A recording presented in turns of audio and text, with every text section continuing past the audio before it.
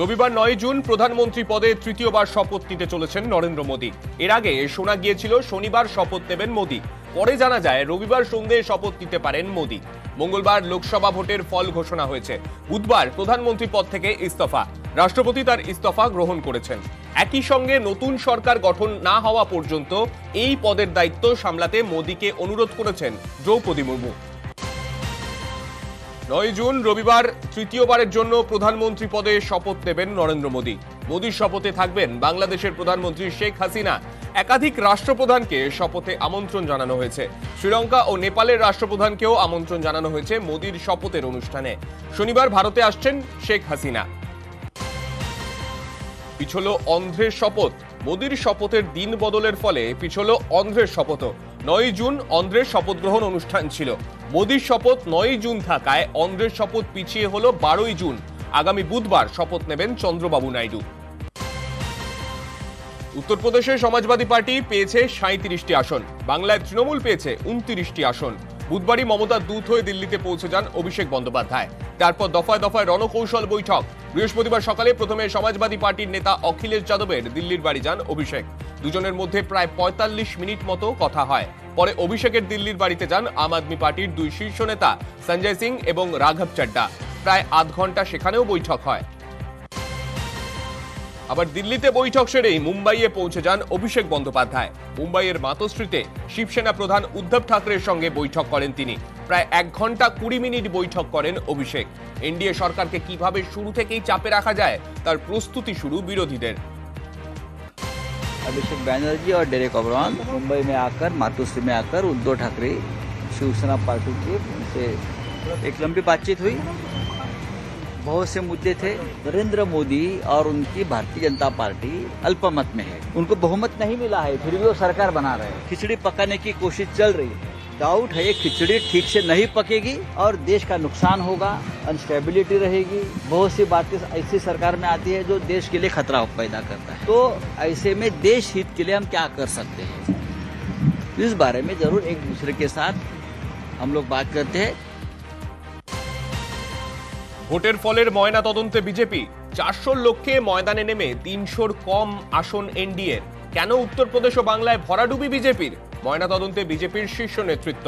সর্বভারতীয় সভাপতি জেপি নাড্ডার বাড়িতে বিজেপির বৈঠক। বৈঠকে শাহ, রাজনাথ সহ বিজেপি নেতৃত্ব। বঙ্গে হারের ময়না তদন্তে বিজেপি। হারের ময়না তদন্ত নিয়ে শুক্রবার দিল্লিতে বৈঠক। বঙ্গ বিজেপির সঙ্গে কেন্দ্রীয় নেতৃত্বের বৈঠক। 12 জন নবনির্বাচিত সাংসদদের নিয়ে বৈঠক। বৈঠকে যোগ দিতে ইতিমধ্যেই দিল্লিতে বঙ্গ বিজেপির নেতারা। বৈঠকে বিজেপির সব মুখ্যমন্ত্রী, সাংসদদের আসার নির্দেশ।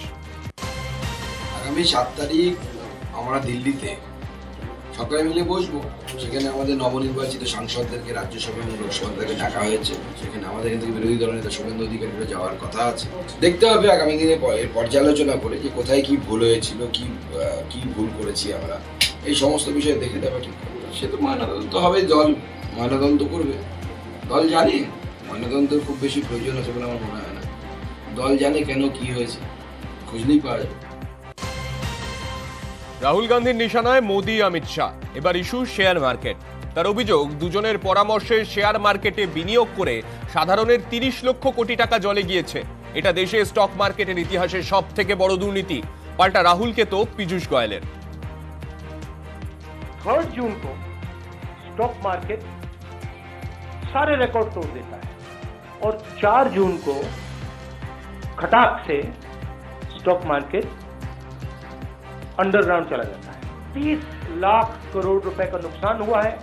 हिंदुस्तान की स्टॉक मार्केट की हिस्ट्री का सबसे बड़ा स्कैम है और हम इंक्वायरी चाहते हैं। फिर एक बार मोदी सरकार आना निश्चित है और शायद इस बात से राहुल गांधी जी बड़े परेशान नजर आते हैं और अपने बयानों के साथ विदेश और देश के निवेशकों को एक भय के वातावरण में निवेश ना करें, इसके लिए उत्साहित करने की कोशिश कर रहे हैं। और ये जो बात 30 लाख करोड़ की करते हैं राहुल गांधी जी, मुझे ध्यान आ गया कि क्यों देश की जनता का राहुल गांधी जी पर जरा भी विश्वास नहीं, क्योंकि वो ये भी नहीं समझते कि ये तो वैल्यूएशन वैल्यूएशन से मतलब नहीं है, जो खरीद और बेच होती है उसी का मतलब है। और उसमें फॉरेनर्स ने नुकसान पाया, भारत के निवेशकों ने लाभ लिया। কঙ্গনাকে সপাঠে চর। মাত্র দুদিন আগেই মান্ডি লোকসভা কেন্দ্র থেকে বিজেপির টিকিটে জয়ী অভিনেত্রী। তার মধ্যেই নয়া বিতর্ক। চণ্ডীগড় বিমানবন্দরে মহিলা নিরাপত্তারক্ষীর সঙ্গে ধাক্কাধাক্কি। এক মহিলা সিআইএসএফ জওয়ান কঙ্গনাকে চড় মারেন। কৃষক আন্দোলনের সমর্থক হওয়াতেই আক্রোশ, দাবি অভিনেত্রীর। চণ্ডীগড় বিমানবন্দরে এফআইআর দায়েরের পরেই মহিলা জওয়ানকে সাসপেন্ড সিআইএসএফ এর। बयान दिया था ना कि 100 रुपए के लिए बैठी है लोगों पे, ये बैठेगी वहाँ पे, मेरी माँ बैठेगी उस टाइम जब इसने बयान दिया था। पर आप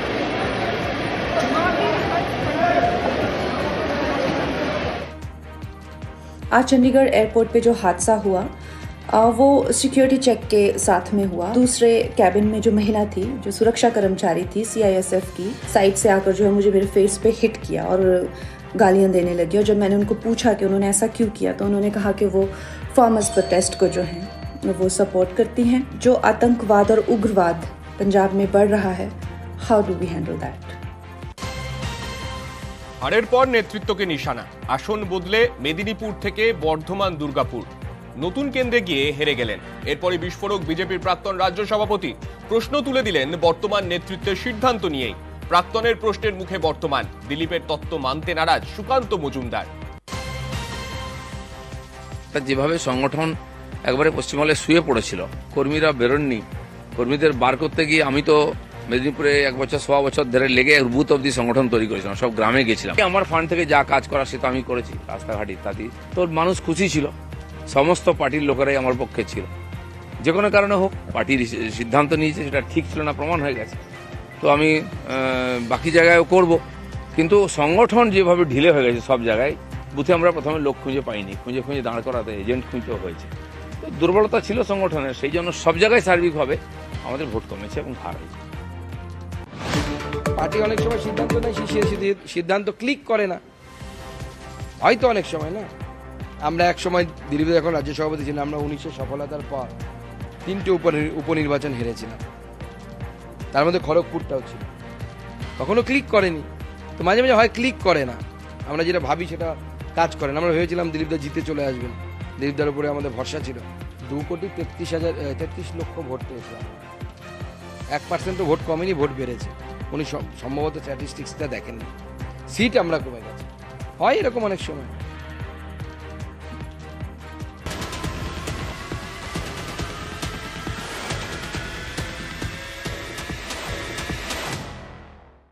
মর্নিং সুপারফাস্ট নিবেদন করছে সানরাইজ চিকেন কারি মশলা, গোল্ড বাজিমার। आशीर्वाद নিও। सानराइज चिकन करी मसला चोक जोग जियो। 24 লোকসভা ভোটে বাংলায় ফের সবুজ ঝড়। কলকাতা উত্তর, কলকাতা দক্ষিণ, যাদবপুর কেন্দ্রে এবারও জিতেছেন ঘাসফুলের প্রার্থীরা। তবে কলকাতা পুরসভা এলাকার অনেক ওয়ার্ডেই বিরোধীরা এগিয়ে। 3 মেয়র পরিষদ এবং 5 বড় চেয়ারম্যানের এলাকায় পিছিয়ে তৃণমূল। 45টি ওয়ার্ডে এগিয়ে বিজেপি, আর 2টি ওয়ার্ডে সিপিআইএম 1 নম্বরে। দিলীপ ঘোষকে সরিয়ে রেখে এখনকার নেতাদের প্রাধান্য দিতে থাকলে 2026 সালে রাজ্য থেকে মুছে যাবে বিজেপি। দিলীপের প্রশংসা করে দাবি কল্যাণ বন্দ্যোপাধ্যায়। তার আরও দাবি, ঠিকমতো দিলীপ ঘোষের মূল্যায়নই করতে পারেনি বিজেপির কেন্দ্রীয় ও রাজ্যের নেতারা।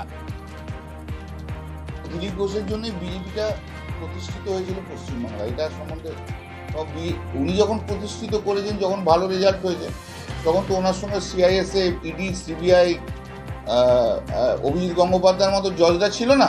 এবং এইভাবে যদি দিলীপ ঘোষকে সরিয়ে রাখে, আগামী 2026-এ ভারতীয় জনতা পার্টি পশ্চিমবাংলা থেকে মুছে যাবে।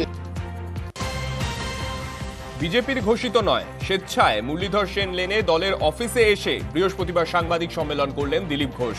পুরনোদের গুরুত্ব দেওয়ার কথা শোনা গেল তার গলায়। পার্টি হেরেছে পশ্চিমবাংলায়, সেই জন্য অনেকের মন বিচলিত হয়েছে যে আমরা যেভাবে এগোচ্ছিলাম আটকে গেল কেন, সিট কমে গেল কেন। চিন্তা তো হওয়া উচিত। পুরনোরা সবসময় ওল্ড ইজ গোল্ড, পুরনোদের ছেড়ে দিলে বিজেপি থাকবে না, সেটা অন্য। লকেটের পরাজয়ে মাথা কামালেন 2 তৃণমূল কর্মী। হুগলির ত্রিবেণী ঘাটে গিয়ে ন্যাড়া হলেন 2 তৃণমূল কর্মী। লকেটের বিরুদ্ধে ক্ষোভে বিজেপি ছাড়েন শ্যামাকান্ত, খোকন। পঞ্চায়েত ভোটের পরে তৃণমূলে যোগ দেন 2 জন। লোকসভায় লকেট হারলে ন্যাড়া হওয়ার প্রতিজ্ঞা করেন তারা। পূর্ব মেদিনীপুরের কাঁথি লোকসভা আসন তৃণমূলের হাতছাড়া। বিরোধী দলনেতা শুভেন্দু অধিকারীর খাসতালু কাঁথি 2009 থেকে তৃণমূলের দখলে। এবারও তা ধরে রাখতে ময়দানে নামে ঘাসফুল শিবির। হাড্ডাহাড্ডি লড়াইয়ে শেষমেশ হার। জিতেছেন শুভেন্দুর ভাই বিজেপির সৌমেন্দু অধিকারী। হারের পরই দলের নেতাদের বিরুদ্ধে অসহযোগিতার অভিযোগ তুলে সরব পরাজিত তৃণমূল প্রার্থী উত্তম বারিক। পাল্টা জবাব দিয়েছেন রামনগরের তৃণমূল বিধায়ক তথা কারা মন্ত্রী অখিল গিরি। আমরা লড়াইতে সফলতা পাইনি। নিশ্চিতভাবে দলীয় হাইকমান্ড তদন্ত করে খতিয়ে দেখবেন কেন এই বিপর্যয় সারা মেদিনীপুর জেলা জুড়ে। দেখুন, আমি ব্যক্তিগতভাবে কোনো মন্তব্য পোষণ করবো না, তার কারণ অখিলদার সিনিয়র নেতৃত্ব। আমি নিশ্চিতভাবে কারোর বিরুদ্ধে কারোর সমালোচনা করি না। নিশ্চিতভাবে আমি খুশি নই, তার কারণ একটা দলীয় নেতৃত্ব হিসাবে দলের জন্য নির্বাচনের সময় যতটা করার দরকার ততটা সহযোগিতা নিশ্চিতভাবে এই সমস্ত এলাকার দলীয় নেতাকর্মীরা পাননি। দলের স্বার্থে দলকে রক্ষা করতে আমি ব্যক্তিগতভাবে মনে করি আমরা 26-এর জন্য আগামী দিন থেকেই প্রস্তুতি শুরু করতে চাই, দল যদি নির্দেশ দেয়। দলের মধ্যে আমরা খুব জরুরি ভিত্তিকে পর্যালোচনা করব। আমরা অঞ্চল লেভেল থেকে জানতে পারিনি কি হয়েছে, কেন এত সাপোর্টেজ হলো, কেন এত ভোট কম হলো বিভিন্ন জায়গায়। আশ্চর্যের ব্যাপার, চিন্তার ব্যাপার। যা কাজ করার আমরা তা করেছি নিশ্চিতভাবে। যারা করছে তারা নিজেদের ব্যর্থতাটা ঢাকবার জন্য সেটা করছে, সেটা ঠিক নয়, খারাপ তো লাগছে নিশ্চিত। আমার কেন্দ্রে দল হেরেছে এবং আমার বিধানসভা কেন্দ্রের ডেফিসিট হয়েছে, এটা নিশ্চিতভাবে আমার খারাপ লেগেছে। নন্দীগ্রামে উদ্ধার তাজা বোমা। বুধবারই তৃণমূল অভিযোগ করে নন্দীগ্রাম 2 নম্বর ব্লকের টাকাপুরা এলাকায় বোমা বানাতে গিয়ে বিস্ফোরণে আহত হন 3 বিজেপি কর্মী। বাড়িটি বিজেপি কর্মীর বলে দাবি তৃণমূলের। এলাকা ঘিরে রাখে পুলিশ এবং কেন্দ্রীয় বাহিনী। বৃহস্পতিবার ঘটনাস্থলে গিয়ে ঘরে ঢুকে তল্লাশি চালায় সিআইডি, সঙ্গে পুলিশ বাহিনী। তল্লাশিতেই উদ্ধার তাজা বোমা। গ্রেফতার 2। বোমা উদ্ধারের পরেই শুরু তৃণমূল বিজেপি চর্চা। শ্লীলতাহানির অভিযোগে গ্রেফতার জওয়ান। বিএসএফ জওয়ানের বিরুদ্ধে শ্লীলতাহানির অভিযোগ। আলিপুরদুয়ারে বিএসএফ ক্যাম্প লাগোয়া দোকানে শ্লীলতাহানির অভিযোগ। ক্যাম্পে গিয়ে জওয়ানকে চিনিয়ে দেন মহিলা। আলিপুরদুয়ার থানার পুলিশ এসে জওয়ানকে গ্রেফতার করে। উত্তরে বর্ষা, দক্ষিণে গরম। আপাতত উত্তরেই থমকে বর্ষা। গরমে নাজেহাল দক্ষিণবঙ্গ। আলিপুর আবহাওয়া দপ্তরের পূর্বাভাস, শনিবার পর্যন্ত দক্ষিণবঙ্গে গরম বাড়বে অস্বস্তিও। তাপমাত্রা আরো 4 ডিগ্রি পর্যন্ত বাড়তে পারে। বাঁকুড়া, পুরুলিয়া সহ বেশ কয়েকটি জেলায় তাপমাত্রা 44 ডিগ্রি ছুঁতে পারে। আগামী সপ্তাহের শেষের দিকে দক্ষিণবঙ্গে ঢুকতে পারে বর্ষা। এখন দক্ষিণবঙ্গে যে হাওয়াটি আসছে পুরোপুরি উত্তর পশ্চিম দিক থেকে আসছে। যে হাওয়া গরম, যে হাওয়া শুষ্ক, যে ধরনের হাওয়ার আমরা সম্মুখীন হয়েছিলাম আমার মনে এপ্রিল মাসে, তাই না? এই রকম ধরনের হাওয়ার আমরা আবার সম্মুখীন হতে চলেছি, আসছেও। সেই কারণে আমরা দেখতে পাচ্ছেন প্রচণ্ড গরম এবং খুব ড্রাই অলসো। যেটুকু ময়েশ্চার আছে তাতে অতটা ময়েশ্চার নেই যাতে করে আপনি থান্ডারস্টর্ম ফটাকসে পেয়ে যেতে পারেন। আগামী 2 দিনে আপনার টেম্পারেচার কিন্তু 2 থেকে 3 ডিগ্রি বাড়ার সম্ভাবনা আছে সাউথ বেঙ্গলে। তীব্র গরমে নাজেহাল বাঁকুড়া। সকাল থেকেই চড়া রোদ, গুমোট গরম। গত 24 ঘন্টায় সর্বোচ্চ তাপমাত্রা 40 ডিগ্রির আশেপাশে সেখানে ঘোরাফেরা করেছে। কয়েক মিনিটের ঝড়ে লন্ডভন্ড ক্যানিং। বৃহস্পতিবার সন্ধ্যায় আচমকা ঝড়, সঙ্গে বজ্র বিদ্যুৎ সহ প্রবল বৃষ্টি। সেই ঝড়ে ক্যানিং বাসন্তী রোডের মাতলা ব্রিজের কাছে গাছ ভেঙে বিপত্তি, যান চলাচল বিঘ্নিত। গরমে চারিদিক শুকিয়ে কাঠ। পরিষ্কার জলের অভাবে মৃত্যু হচ্ছে পশু ও পাখিদের। তা রুখতে সবুজের শহর আলিপুরদুয়ারে পশু ও পাখিদের জন্য বিভিন্ন জায়গায় জলপাত্র রাখছে একদল যুবক যুবতী। টোটোতে করে ঘুরে ঘুরে কংক্রিটের তৈরি ছোট ছোট জলপাত্র সারা শহর জুড়ে জল ভরে রাখছেন তারা। এই কাজে সহযোগিতা করছে আলিপুরদুয়ার নেচার ক্লাব। আমাদের সংস্থা আলিপুরদুয়ার নেচার ক্লাবের যারা সদস্য আছে, বিশেষ করে ইয়াং জেনারেশন, তো ওদের মস্তিষ্ক প্রসূতই এটা যে বিভিন্ন শহর এবং শহরতলি অঞ্চলে বিভিন্ন জায়গায় যদি আমরা জলের পাত্র বসাই, সেখানে জলটাকে রাখতে পারি, সেখানে পাখিরা এবং পশুরা তাদের তৃষ্ণাটা মেটাবে। এই উদ্দেশ্য নিয়েই আমরা এই কাজটা শুরু করেছি, যাতে ওরা একটু পিপাসিত পশু পাখি জীবজন্তু যারা নাকি নিডি হেল্পলেস রাস্তায় ঘুরে বেড়ায়, তারা যেন জলকষ্টে বা পিপাসায় মারা না যায়।